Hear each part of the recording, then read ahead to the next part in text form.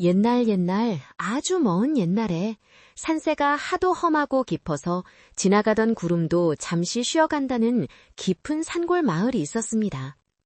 그 마을은 사방이 병풍처럼 높은 산들로 둘러싸여 있어서 해가 늦게 뜨고 일찍 지는 탓에 늘 어스름한 기온이 감돌곤 했습니다.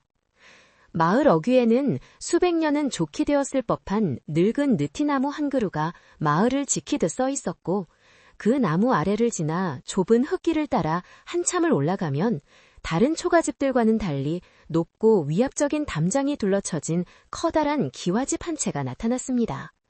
그 집은 마을 사람들 사이에서도 부유하지만 인심이 사납기로 소문난 곳이었기에 사람들은 그 앞을 지날 때면 괜히 발소리를 죽이며 조심스럽게 지나가곤 했습니다. 이 기와집의 높은 담장 안에는 세상과 단절된 채 홀로 외로이 살아가는 연화라는 이름의 처녀가 있었습니다. 연화는 본래 이 집 주인의 딸이 아니었고 어릴 적 부모님을 여의고 갈 곳이 없어 고모인 조씨 부인의 집에 의탁하게 된 가여운 아이였습니다. 연화의 부모님은 본래 넉넉한 재산을 남겨주었으나 욕심 많은 고모가 그 재산을 모두 가로채고는 연화를 마치 집안의 하인처럼 부리며 키워왔던 것입니다.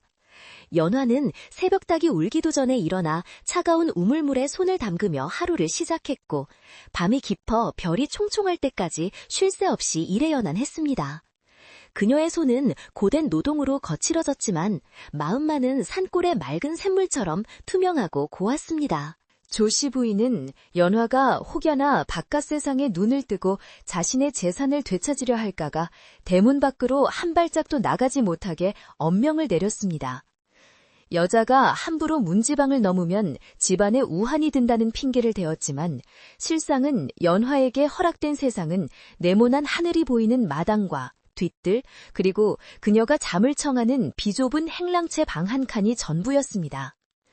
연화는 가끔 담장 너머라 들려오는 아이들의 웃음소리나 장날의 왁자지껄한 소리를 들으며 자신이 보지 못하는 담장 밖의 세상을 상상 속에서만 그려보곤 했습니다. 그녀의 발목에는 보이지 않는 무거운 사슬이 채워져 있는 것이나 다름없었습니다. 어느 해 늦가을 유난히도 바람이 매섭게 불어 마당에 낙엽이 뒹굴던 날이었습니다. 연화는 아침부터 마당 구석구석을 쓸고 닦느라 허리 한번 펴지 못하고 있었습니다. 조씨 부인은 안방문을 살짝 열고 감시하듯 연화를 지켜보고 있었기에 연화는 잠시도 빗자루를 놓을 수 없었습니다. 마당의 흙먼지가 바람에 날려 눈을 찌르기도 했지만 연화는 익숙한 듯 옷소매로 눈가를 훔치며 묵묵히 일만 했습니다. 그때 뒷뜰 장독대 쪽에서 무언가 둔탁하게 떨어지는 소리가 들려왔습니다. 마치 무거운 짐이 털썩 내려앉는 듯한 소리였는데 바람 소리에 묻혀 희미했지만 연화의 귀에는 분명하게 들려왔습니다.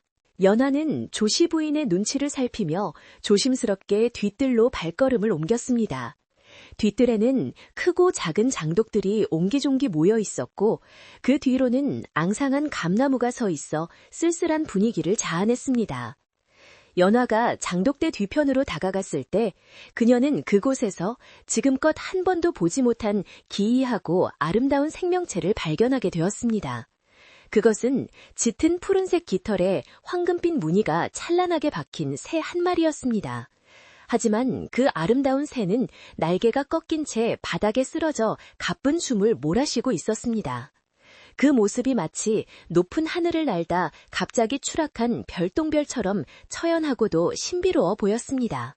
그 새는 보통 산새보다 몸집이 훨씬 컸고 부리는 마치 옥을 깎아 만든 듯 영롱한 빛을 띠고 있었습니다. 연화는 직감적으로 이 새가 예사로운 짐승이 아님을 느꼈습니다. 마을 어르신들이 옛 이야기 속에서나 들려주던 사람의 말을 알아듣고 복을 가져다준다는 신조가 아닐까 하는 생각이 스쳤습니다.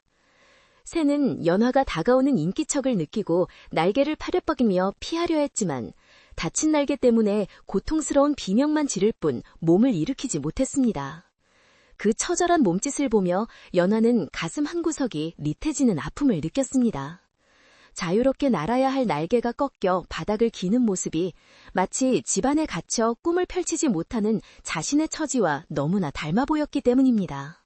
연화는 주위를 두리번거려 아무도 없음을 확인한 뒤 쭈그리고 앉아 새에게 조용히 말을 건넸습니다.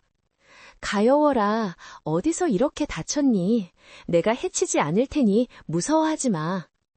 연화의 목소리는 봄바람처럼 부드러웠고 신기하게도 그 목소리를 들은 새는 거친 숨을 조금씩 가라앉히며 연화를 빤히 쳐다보았습니다. 새의 눈동자는 깊은 호수처럼 맑고 검어서 그 안을 들여다보고 있으면 마치 빨려 들어갈 것만 같았습니다. 연화는 조심스럽게 손을 뻗어 새의 깃털을 쓰다듬어 주었고 새는 그 손길을 거부하지 않고 가만히 받아들였습니다. 차가운 늦가을 바람 속에서도 새의 몸에서는 따뜻한 온기가 느껴졌습니다. 하지만 연화는 곧 걱정이 앞섰습니다. 만약 고모인 조씨 부인이 이 화려한 새를 본다면 분명 비싼 값에 팔아넘기거나 새장에 가두어 구경거리는 삼을 것이 뻔했기 때문입니다. 고모는 돈이 되는 것이라면 물불을 가리지 않는 성정이었기에 이 신비로운 새가 그녀의 눈에 띄는 날에는 결코 무사하지 못할 것이었습니다. 연화는 결단을 내려야 했습니다. 이대로 두면 새는 추위와 상처 때문에 목숨을 잃을 것이고 고모에게 들키면 자유를 잃게 될 것이었습니다. 연화는 입고 있던 앞치마를 넓게 펼쳐 새를 감싸 안았습니다. 새는 잠시 꿈틀거렸지만 연화의 품이 안전하다는 것을 안다는 듯 곧 얌전해졌습니다. 연화는 마치 도둑질이라도 한 사람처럼 가슴을 졸이며 새를 품에 안고 재빨리 자신의 거처인 행랑채 끝방으로 향했습니다. 다행히 조씨 부인은 안방에서 낮잠이 들었는지 코 고는 소리가 희미하게 들려왔습니다. 연화의 방은 햇빛이 잘 들지 않아 늘 서늘하고 눅눅했지만 지금은 이 새를 숨길 수 있는 유일한 피난처였습니다. 그녀는 방구석에 있는 낡은 소미불을 꺼내어 깔고 그 위에 새를 조심스럽게 내려놓았습니다. 그리고는 부엌으로 달려가 깨끗한 물과 남은 밥알을 조금 챙겨왔습니다. 문을 단단히 걸어 잠근 연화는 떨리는 손으로 새의 상처를 살폈습니다. 날개 한쪽이 심하게 꺾여 있었고 붉은 피가 깃털 사이에 엉겨붙어 있었습니다. 연화는 자신의 저고리 소매 끝을 찢어 헝겊을 만들고 물을 적셔 새의 상처 부위를 조심스럽게 닦아내기 시작했습니다. 상처에 물이 닿자 새는 고통스러운 듯 몸을 떨었지만 연화가 낮은 목소리로 자장가를 흥얼거리며 달래자 이내 안정을 찾았습니다. 연화는 어릴 적 어머니가 해주셨던 것처럼 약초를 지식여 상처에 발라주고 흥급으로 단단히 동염해 주었습니다. 치료를 마친 새는 기운이 빠졌는지 연화의 손에 머리를 기대고는 스르르 눈을 감았습니다. 그 평온한 모습을 보며 연화는 태어나서 처음으로 누군가를 지켜주고 있다는 벅찬 감정을 느꼈습니다. 이 작고 연약한 생명이 자신에게 의지하고 있다는 사실이 그녀에게 큰 위로가 되었습니다. 해가 서산으로 넘어가고 저녁 준비를 해야 할 시간이 다가왔습니다. 연화는 새를 빈 쌀떡 안에 숨기고 뚜껑을 살짝 열어 숨구멍을 만들어 주었습니다. 조금만 참아, 내가 얼른 저녁을 짓고 돌아올게. 연화는 아쉬운 마음에 몇 번이나 뒤를 돌아보며 방을 나섰습니다. 부엌으로 가는 발걸음은 여느 때보다 무거웠지만 마음속에는 비밀스런 불꽃이 타오르고 있었습니다.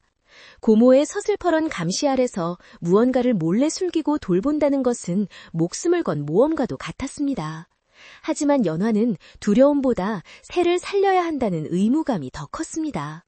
부엌 아궁이 앞에 앉아 불을 지피면서도 그녀의 온 신경은 행랑채 방에 가 있었습니다. 저녁상을 차려 안방으로 들고 들어갔을 때 조씨 부인은 심기가 불편한 표정으로 앉아 있었습니다. 오늘따라 마당 쓰는 소리가 들리다 말다 하더니 게으름을 피운 게냐? 부인의 날카로운 지적에 연화는 가슴이 철렁 내려앉았습니다. 평소 같으면 겁에 질려 말도 제대로 못했겠지만 오늘은 품 안에 숨긴 비밀 덕분인지 조금 더 침착할 수 있었습니다. 아니옵니다, 고모님. 뒤뜰에 낙엽이 너무 많이 쌓여 그것을 치우느라 시간이 좀 걸렸습니다. 연화는 최대한 태연한 척하며 고개를 숙였습니다. 조씨 부인은 의심스런 눈초리로 연화를 훑어보았지만 다행히 더 이상 캐묻지 않고 숟가락을 들었습니다. 연화는 서둘러 부엌 정리를 마치고 자신의 방으로 돌아왔습니다. 어두운 방 안에서 촛불을 켜자 쌀독 안에서 부스럭거리는 소리가 들렸습니다. 연화가 뚜껑을 열자 새는 기다렸다는 듯 고개를 내밀고 연화를 바라보았습니다. 촛불 아래서 빛나는 새의 깃털은 낮에 보았을 때보다 더욱 신비롭고 영롱했습니다. 연화는 새에게 물을 먹여주고 낮에 챙겨둔 밥알을 손바닥에 올려 내밀었습니다. 새는 주저하지 않고 연화의 손바닥에 있는 밥알을 쪼아 먹었습니다. 그 자그마한 부리가 손바닥을 콕콕 쪼을 때마다 간지러운 느낌이 들었고 연화의 입가에는 저절로 옅은 미소가 번졌습니다. 밤이 깊어지자 산골 마을에는 칠흑 같은 어둠이 내려앉았고 밖에서는 산짐승들의 울음소리와 바람소리만이 들려왔습니다. 연화는 새를 품에 안고 벽에 기대 앉았습니다. 이 집 담장 안에서 10수년을 살았지만 오늘처럼 가슴이 뛰고 살아있음을 느낀 적은 없었습니다. 그녀는 새에게 푸른이라는 이름을 지어주기로 마음먹었습니다. 푸른 하늘을 닮은 깃털을 가졌으니 언젠가는 반드시 나아서 저 높은 하늘로 돌아가라는 의미였습니다. 푸른아, 너는 꼭 나아서 날아가야 해. 나처럼 여기에 갇혀 살면 안 돼. 연화는 새에게 속삭이며 자신의 소망을 투영했습니다. 새의 회복은 곧 연화 자신의 희망이기도 했습니다. 연화는 잠든 새의 모습을 바라보며 자신의 처지를 곰곰이 생각했습니다. 고모는 내일도 모레도 자신에게 끝없는 노동을 강요할 것이고 자신은 언제 풀려날지 모르는 이 감옥 같은 집에서 시들어갈 것이 분명했습니다. 하지만 이제 그녀에게는 지켜야 할 존재가 생겼습니다.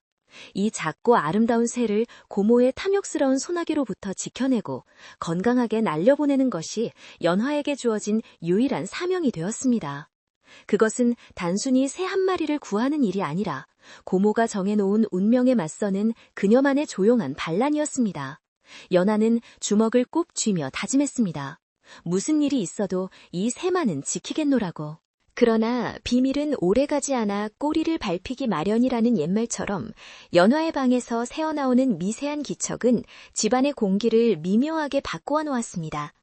예민한 고모는 아직 눈치채지 못했지만 집안 구석구석을 살피는 늙은 쥐들이나 밤새우는 부엉이들은 무언가 달라졌음을 감지하고 있었습니다. 특히 고모가 아끼는 늙은 고양이 한 마리가 밤마다 연화의 방문 앞을 서성거리며 갸르릉거리는 소리를 내기 시작했습니다.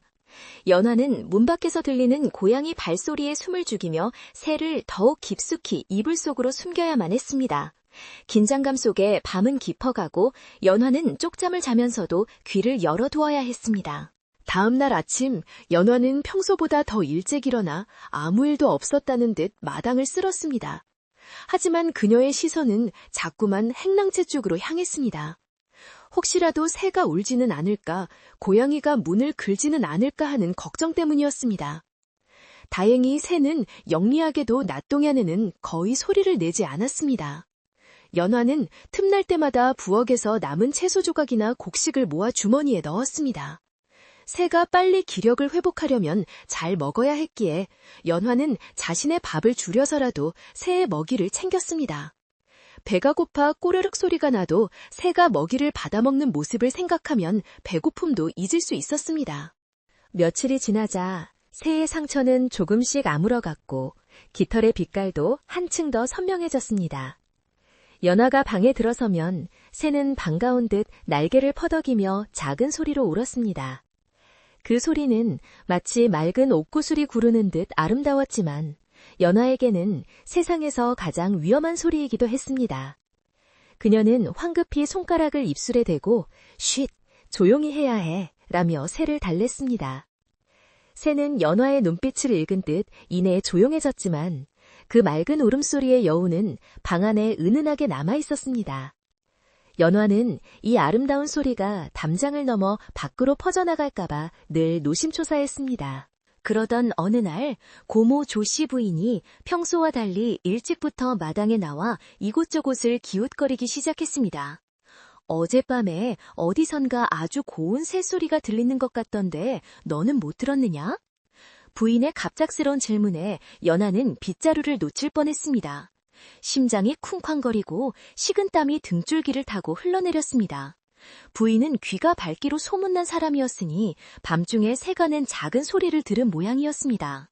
연화는 침을 꿀꺽 삼키고 애써 목소리를 가다듬었습니다. 글쎄요, 저는 피곤해서 골아떨어지느라 아무 소리도 듣지 못했습니다. 아마 산새가 지나가다 잠시 머물렀나 봅니다. 조씨 부인은 연화의 말을 믿는 둥 마는 둥 묘한 표정을 지으며 고개를 갸웃거렸습니다. 산새 소리라기엔 너무나 맑고 청아하더구나. 만약 그런 새가 우리 집 마당에 있다면 아주 큰 돈이 될 터인데. 부인은 탐욕스러운 눈빛을 번뜩이며 집안 곳곳을 훑어보았습니다. 그 시선이 행랑채 쪽을 향할 때마다 연화의 심장은 쪼그라드는 것 같았습니다. 부인은 창고와 헛간을 기웃거리며 무언가를 찾는 듯 했습니다. 연화는 부인이 언제 자신의 방으로 들이닥칠지 모른다는 공포에 휩싸였습니다. 이제 더 이상 숨기기 어려울지도 모른다는 불안감이 엄습해왔습니다. 그날 오후 연화는 뒷산에서 땔감을 구해오라는 고모의 지시를 받았습니다. 집을 비우는 것이 불안했지만 거역할 수는 없었습니다. 연화는 새에게 물과 먹이를 넉넉히 주고 밖에서 문을 단단히 걸어 잠근 뒤 산으로 향했습니다. 산을 오르는 내내 그녀의 마음은 집에 두고 온 새에게 가 있었습니다. 빨리 나무를 해서 돌아가야 한다는 생각에 발걸음을 재촉하다가 돌뿌리에 걸려 넘어지기도 했습니다.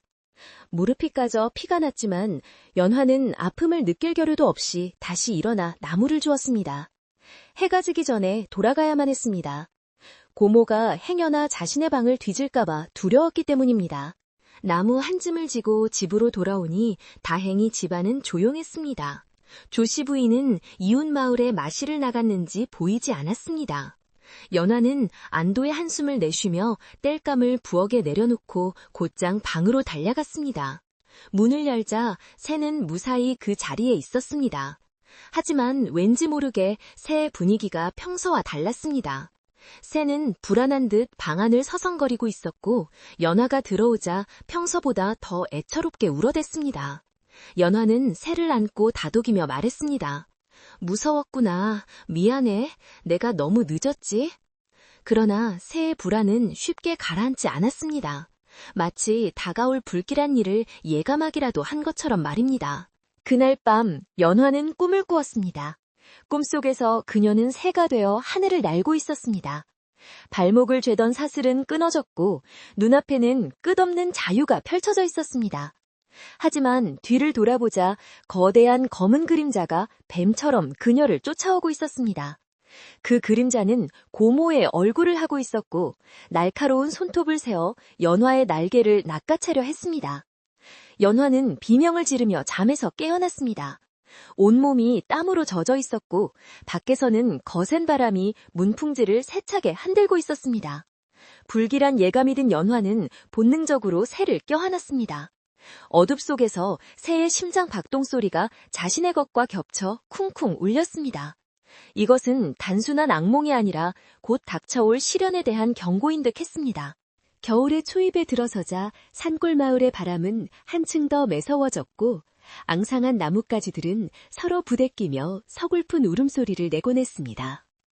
연화의 비밀스러운 동거가 시작된 지 보름이 지났을 무렵 신비로운 새의 푸른이에 상처는 놀라울 속도로 아물어가고 있었습니다.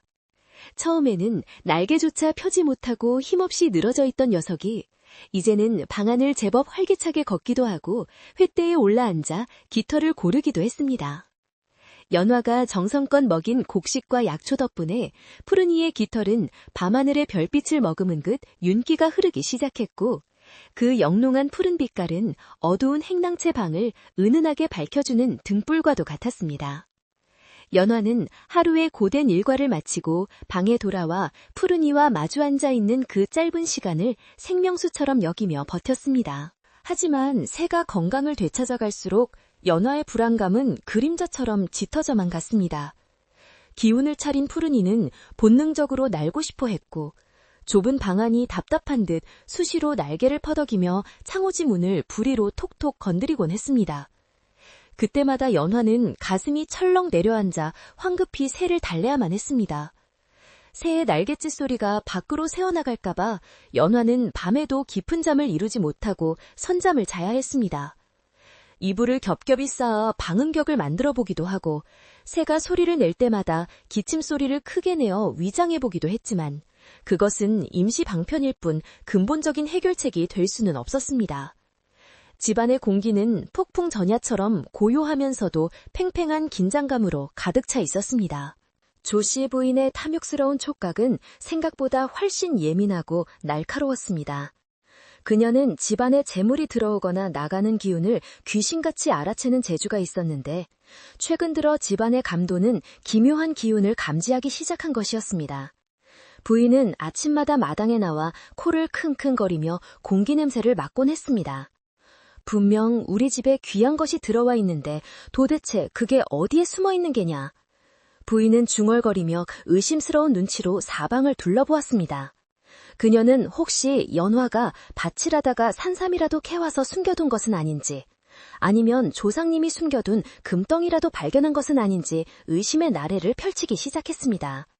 부인의 탐욕은 근거 없는 확신으로 변해가고 있었고 그 화살은 자연스럽게 집안의 유일한 하인이나 다름없는 연화에게로 향했습니다. 어느 날 오후 마을에 낯선 박물장수 할멈이 찾아와 조씨 부인에게 묘한 이야기를 전해주었습니다. 마님, 이래 담장 밖을 지나가는데 난생 처음 듣는 고운 새소리가 들립디다. 그 소리가 어찌나 맑고 영롱한지 지나가던 내 발걸음이 저절로 멈춰지더이다. 이 댁에 귀한 명창이라도 사시는가 했소. 박물장수의 말에 조씨 부인의 귀가 번쩍 뜨였습니다. 분이는 며칠 전 밤에 얼핏 들었던 그 소리를 떠올렸습니다. 새소리라고? 그게 그냥 산새소리가 아니더냐? 부인이 다급하게 묻자 박물장수는 고개를 세차게 저었습니다. 천만에요. 내 평생 온갖 산천을 다 돌아다녔지만 그런 소리는 처음 듣소. 필시 하늘에서 내려온 상서로운 새이거나 큰 복을 가져다줄 영물임에 틀림없소. 박물장수가 떠난 뒤 조씨 부인의 눈빛은 탐욕으로 이글거렸습니다. 하늘에서 내려온 상서로운 새라는 말이 그녀의 머릿속을 떠나지 않았습니다. 만약 그 새를 잡아 고관대작에게 바치거나 비싼 값에 판다면 지금의 재산과는 비교도 안 될 큰 돈을 만질 수 있을 것이라는 계산이 섰기 때문입니다. 부인은 즉시 집안 하인들을 모두 불러 모았습니다. 그래봤자 늙은 머슴 하나와 부엌 어멈 그리고 연하가 전부였지만 부인은 서슬퍼런 목소리로 호령했습니다. 지금 당장 집안 구석구석을 뒤져라. 창고든 헛간이든 쥐새끼 한 마리라도 숨어있을 만한 곳은 모조리 찾아내야 한다. 이상한 새나 짐승을 보거든 즉시 나에게 알리거라. 연화는 부인의 명령에 눈앞이 캄캄해졌습니다. 이제 정말 피할 곳이 없다는 생각이 들었습니다. 하인들은 부인의 불호령에 겁을 먹고 각자 흩어져 집안을 뒤지기 시작했습니다. 연화는 태연한 척하며 빗자루를 들고 마당을 쓰는 신용을 했지만 속은 새카맣게 타들어갔습니다. 다행히 하인들은 주로 곡식 창고나 헛간 쪽을 뒤지고 있었고 연화가 기거하는 허름한 행랑채는 등잔 밑이 어둡다는 듯 관심 밖이었습니다. 하지만 조씨 부인이 직접 행랑채 쪽으로 걸음을 옮기는 것을 본 순간 연화의 심장은 멎을 것만 같았습니다. 부인은 날카로운 눈매로 행랑채의 닫힌 방문들을 하나하나 노려보며 다가오고 있었습니다. 그때 부엌 뒤편에서 그릇이 와장창 깨지는 소리가 요란하게 들려왔습니다. 조씨 부인은 화들짝 놀라 발걸음을 멈추고 소리난 쪽으로 고개를 돌렸습니다. 아니, 저게 무슨 소리냐? 누가 내 귀한 그릇을 깬 것이냐? 부인은 행랑채 조사를 뒤로 하고 황급히 부엌 쪽으로 달려갔습니다.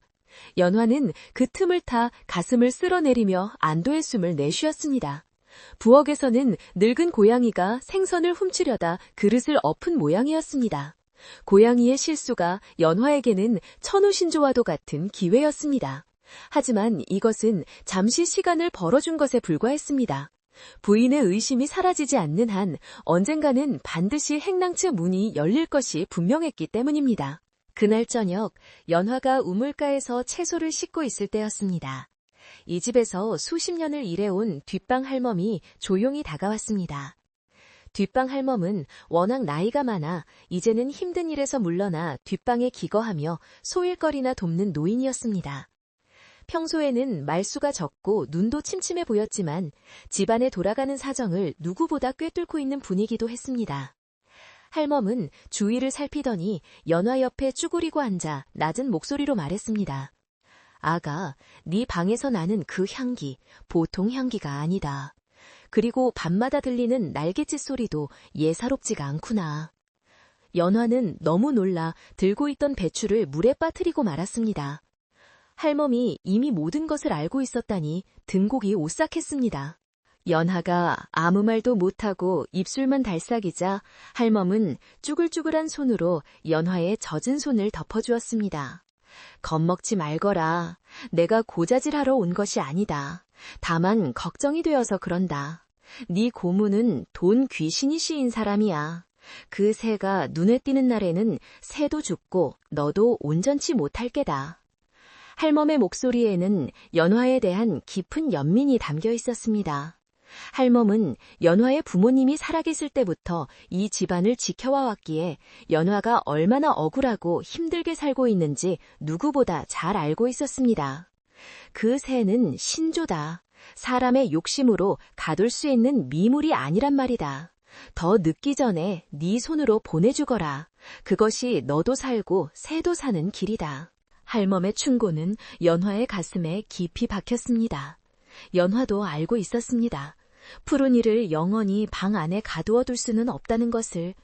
하지만 아직 날개가 완전히 낫지 않았고 밖은 날이 갈수록 추워지고 있었습니다.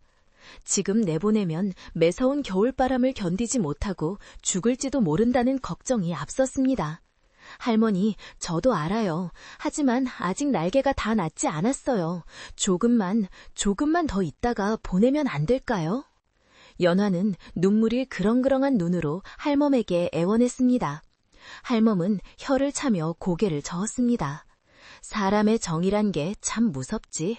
하지만 명심하거라. 비밀은 반드시 새어나간다.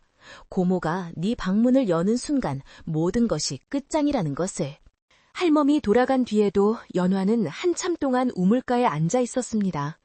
차가운 우물물에 비친 자신의 얼굴이 일그러져 보였습니다. 그녀는 자신이 새를 지키는 것이 아니라 어쩌면 자신의 외로움을 달래기 위해 새를 붙잡아두고 있는 것은 아닌지 자문해 보았습니다. 새가 떠나고 나면 다시 찾아올 칠흑 같은 고독과 적막이 두려웠던 것일지도 모릅니다. 하지만 할멈의 말대로 고모의 탐욕은 시시각각 목을 조여오고 있었습니다.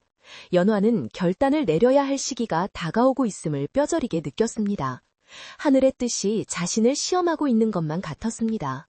다음 날 조씨 부인은 더욱 노골적으로 집안을 뒤지기 시작했습니다. 이번에는 마을의 용한 점쟁이까지 불러들였습니다.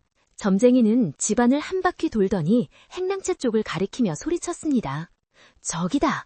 저곳에 서기가 서려 있다. 아주 귀하고 찬란한 기운이 저 낡은 방에서 뿜어져 나오고 있구나. 점쟁이의 말에 조씨 부인은 뒤집혔습니다. 부인은 더 이상 주저하지 않고 행랑채로 성큼성큼 걸어갔습니다. 마당에서 일하던 연화는 그 모습을 보고 낯을 팽개치고 달려갔습니다. 고모님, 안 됩니다. 제 방은 누추하고 더러워서. 연화가 앞을 가로막자 부인은 매몰차게 연화의 뺨을 올려붙였습니다. 비켜라! 네 년이 감히 내 앞길을 막느냐? 네 방에 사내라도 숨겨두었느냐? 아니면 내가 모르는 보물이라도 숨겨두었느냐? 점쟁이 말이 맞다면 네 년이 내 물건을 훔쳐다 숨긴 것이 틀림없다. 부인의 서슬퍼런 고함에 연화는 바닥에 나뒹굴었습니다.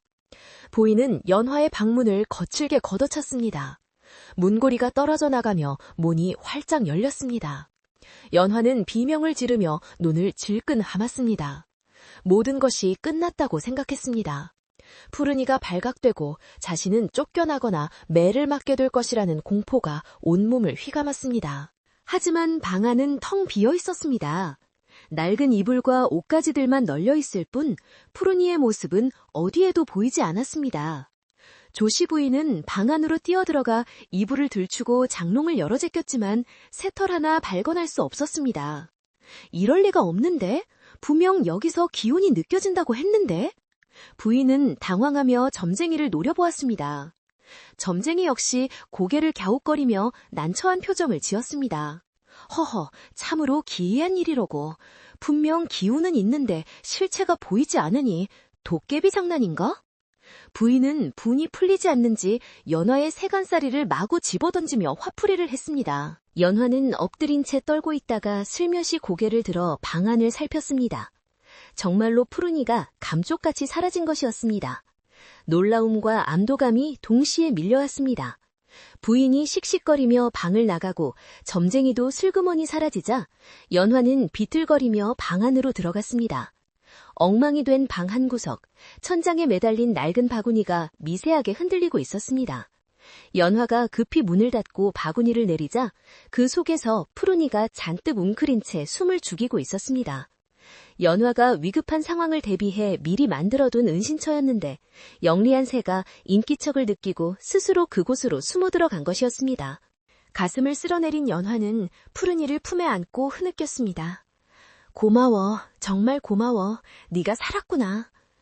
푸른이는 연화의 삐란에 흐르는 눈물을 부리로 톡톡 닦아주었습니다. 하지만 이번 위기는 넘겼어도 다음 위기는 언제 닥칠지 모르는 일이었습니다. 조씨 부인은 한 번 의심을 품으면 끝까지 파고드는 성격이었기에 오늘 아무것도 발견하지 못했다고 해서 포기할 사람이 아니었습니다. 오히려 내일부터는 더욱 집요하게 감시할 것이 뻔했습니다. 연화는 이제 시간이 정말 얼마 남지 않았음을 직감했습니다. 이 집을 떠나보내야 할 때가 온 것입니다. 그날 밤 조씨 부인은 안방에서 장부를 펼쳐놓고 계산기를 두드리며 혼잣말을 했습니다. 아무리 생각해도 이상해. 그 계집의 눈빛이 심상치가 않아. 분명 뭔가를 숨기고 있어. 부인은 문득 연화를 쫓아낼 궁리를 하기 시작했습니다. 나이도 찼으니 시집을 보내버리는 게 낫겠어. 저 윗마을 최보자네 셋째가 첩을 구한다던데 그리로 보내면 지참금도 꽤 받을 수 있을 게다. 부인은 연화를 팔아넘길 계획을 세우며 비열한 미소를 지었습니다. 연화를 집에서 내보내면 그 방을 샅샅이 뒤져 숨겨진 보물을 찾을 수 있을 것이라 생각한 것입니다. 한편 뒷방 할멈은 밤중에 몰래 연화의 방을 찾아왔습니다. 할멈은 품에서 작은 주머니를 꺼내 연화에게 건넸습니다. 이건 내가 평생 모은 쌈짓돈이다. 얼마 안 되지만 비상시에 요긴하게 쓰일 게다. 할멈은 연화의 손을 꼭 잡으며 간곡히 말했습니다. 내일이라도 당장 그새를 보내거라. 그리고 너도 마음의 준비를 단단히 해야 한다. 고모가 너를 가만두지 않을 기세야. 혼처를 알아보고 있다는 소문이 돌더구나. 혼처라는 말에 연화의 얼굴이 하얗게 질렸습니다. 팔려가듯 시집을 가게 되면 다시는 고향 땅을 밟지 못할 수도 있고 평생을 또 다른 감옥에서 살아야 할지도 모르는 일이었습니다. 연화는 할멈이 돌아간 후 잠든 푸른이를 바라보며 깊은 생각에 잠겼습니다. 자신의 운명과 새의 운명이 기묘하게 얽혀 있음을 느꼈습니다. 새를 가두면 자신도 갇히고 새를 놓아주면 자신에게도 새로운 길이 열릴지 모른다는 희미한 희망과 두려움이 교차했습니다. 밖에서는 바람이 더욱 거세져 문풍지를 찢을 듯 울부짖었습니다. 연화는 창문을 살짝 열어 밤하늘을 올려다보았습니다. 구름 사이로 희미한 달빛이 비치고 있었습니다. 내일 밤 달이 가장 밝게 빛날 때 너를 보내줄게. 연화는 굳은 결심을 하며 푸른이에게 작별을 고하는 준비를 시작했습니다. 연화는 새가 날아가는 동안 배고프지 않도록 남은 곡식을 볶아 작은 주머니를 만들고 새의 발목에 묶어줄 붉은 실을 찾았습니다. 이것은 다시 만날 귀약 없는 이별의 징표이자 어디서든 무사하기를 비는 부적과도 같은 것이었습니다. 새의 날개를 다시 한번 꼼꼼히 살피니 상처는 거의 아물어 흉터만 희미하게 남아있었고 날개뼈도 단단하게 붙어 있었습니다. 이제 푸른이는 충분히 저 높은 산을 넘어 날아갈 수 있을 만큼 강해져 있었습니다. 연화의 마음속에서는 아쉬움과 시원섭섭함이 파도처럼 일렁였습니다. 그러나 새벽녘 연화가 잠깐 잠이 든 사이 마당에서 낯선 사내들의 목소리가 들려왔습니다. 이 집 처자가 그렇게 참하다면서요? 우리 영감님이 아주 흡족해 하실 겁니다. 그것은 조씨 부인이 부른 중매쟁이와 그 일행들이었습니다. 예상보다 훨씬 빨리 들이닥친 위기였습니다. 연화는 소스라치게 놀라 일어났습니다. 이제 하루의 여유도 없었습니다. 오늘 밤이 아니라 기회가 생기는 즉시 행동해야만 했습니다. 연화는 떨리는 손으로 옷매무새를 다듬고 푸른이가 든 바구니를 깊숙이 숨겼습니다. 문 밖에서 들려오는 발자국 소리가 점점 커져만 갔습니다. 그녀의 심장은 터질 듯 박동했고 운명의 시간은 야속하게도 너무나 빨리 다가오고 있었습니다. 아침 햇살이 채 퍼지기도 전인 이른 시각, 고요하던 산골 마을의 정적을 깨고 낯선 사람들의 왁자지껄한 목소리가 대문을 넘어 마당으로 쏟아져 들어왔습니다. 중매쟁이 노파와 최 부자댁에서 보낸 하인들이 요란스럽게 대문을 두드리며 등장한 것이었습니다. 조씨 부인은 버선발로 뛰어나가 그들을 맞이했고 입에 귀에 걸릴 듯한 웃음을 지으며 굽신거렸습니다. 연화는 방문 틈으로 그 광경을 지켜보며 사시나무 떨듯 몸을 떨었습니다. 저들이 들이닥친 이유는 명백했습니다. 자신을 물건처럼 흥정하고 넘기기 위해서였습니다. 조씨 부인의 탐욕스러운 목소리가 마당을 울렸습니다. 아이고, 오시느라 고생들 많으셨습니다. 우리 조카딸이 워낙 얌전하고 손끝이 야무져서 대감마님께서 보시면 틀림없이 마음에 쏙 드실 겁니다. 그 말 한마디 한마디가 연화의 가슴에 비수처럼 꽂혔습니다. 중매쟁이 노파는 마당에 들어서자마자 매의 눈으로 집안을 훑어보더니 짐짓 거만한 목소리로 물었습니다. 저자는 어디 있소? 얼굴이나 한번 봅시다. 소문대로 고운지 아니면 헛소문인지 내 눈으로 직접 봐야겠소. 조씨 부인은 연화가 있는 행랑채 쪽을 가리키며 손짓했습니다. 저기 별채에 얌전히 들어앉아 있습니다. 부끄러움이 많아 낯선 사람을 보면 숨기 바쁘니 제가 데리고 나오지요. 부인이 성큼성큼 행랑채로 다가오자 연화는 급히 푸른이가 든 바구니를 장롱 깊숙한 곳으로 밀어넣고 이불로 덮었습니다. 그리고 옷매무새를 다듬을 새도 없이 방문을 열고 나가야 했습니다. 부인은 연화의 팔을 거칠게 잡아 끌며 중매쟁이 앞으로 내세웠습니다. 연화는 고개를 푹 숙인 채 입술을 깨물었습니다. 수치심과 두려움이 밀려와 눈앞이 흐려졌습니다. 중매쟁이는 연화의 얼굴을 요리조리 뜯어보며 혀를 찼습니다. 곱긴 곱구만. 촌티가 좀 나긴 해도 씻겨놓으면 제법 대가 나겠어. 최 부자댁 셋째 도련님이 까다로우신 분인데 이 정도면 합격점은 되겠구먼. 중매쟁이의 품평에 조씨 부인은 뛸 듯이 기뻐하며 연화의 등을 떠밀었습니다. 그럼요, 그렇고 말고요. 내 오늘 당장 짐을 써서 보낼 준비를 할 테니 잔금은 확실히 챙겨주셔야 합니다. 연화는 자신이 마치 시장판의 가축처럼 거래되는 현실에 절망했습니다. 하지만 그녀의 머릿속에는 자신의 처지보다 방 안에 숨겨둔 푸른이 걱정이 더 컸습니다. 자신이 떠나고 나면 돌봐줄 사람 없는 푸른이는 굶어 죽거나 고모에게 들켜 험한 꼴을 당할 것이 뻔했기 때문입니다. 조씨 부인은 흥분이 가라앉지 않는지 연화에게 부엌으로 가서 손님 대접할 술상을 차려오라고 호통을 쳤습니다. 연화는 힘없는 발걸음으로 부엌으로 향했지만 온 신경은 행랑채 방에 쏠려 있었습니다. 부엌에서 전을 부치고 술을 따르는 동안에도 혹시 방에서 새소리가 들리지는 않을까 귀를 쫑긋 세워야 했습니다. 마당에서는 조씨 부인과 중매쟁이가 술잔을 기울이며 연화의 몸값을 흥정하는 소리가 들려왔습니다. 논 5마지기에 황소 1마리, 그리고 비단 10필이면 섭섭지 않게 쳐주는 것이요. 중매쟁이의 말에 조씨 부인은 만족스러운 듯 너털웃음을 터뜨렸습니다. 그 웃음소리가 연화에게는 악마의 비웃음처럼 들려 소름이 끼쳤습니다. 한참 술판이 벌어지고 있을 때 조씨 부인이 갑자기 생각난 듯 무릎을 쳤습니다. 참, 애가 시집을 가려면 짐을 챙겨야 하는데 그 방에 잡동사니가 워낙 많아서 미리 좀 치워둬야겠어. 혹시 압니까? 시집 가기 싫다고 땀만 먹고 도망칠 준비라도 해뒀을지. 부인은 의심 많은 성격 탓에 연하가 짐을 챙긴다는 핑계로 딴짓을 할까봐 직접 방을 검사하려던 것입니다. 부인은 비틀거리는 걸음으로 행랑제로 향했습니다. 부엌에 있던 연화는 창문 너머로 그 모습을 보고 기겁을 했습니다. 안 돼요. 연화는 뜨거운 프라이팬을 맨손으로 잡는 줄도 모르고 부엌을 뛰쳐나갔지만 이미 조씨 부인의 손은 행랑채 방문고리를 잡고 있었습니다. 벌컥 문이 열리는 소리와 함께 연화의 비명이 터져나왔습니다. 고모님, 제발요. 들어가지 마세요. 연화가 달려가 부인의 옷자락을 붙잡았지만 부인은 거칠게 연화를 뿌리쳤습니다. 인연이 어디서 어른 앞을 막아 비키지 못해? 부인은 연화를 밀쳐내고 방 안으로 들어갔습니다. 방 안은 어수선했습니다. 부인은 장롱문을 활짝 열고 이불을 들추며 샅샅이 뒤지기 시작했습니다. 숨겨둔 돈이라도 있나 보자. 시집 가는데 빈손으로 갈 수는 없지 않느냐.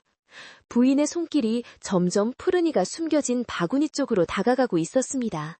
연화는 숨이 멎을 것만 같아 바닥에 주저앉아 벌벌 떨었습니다.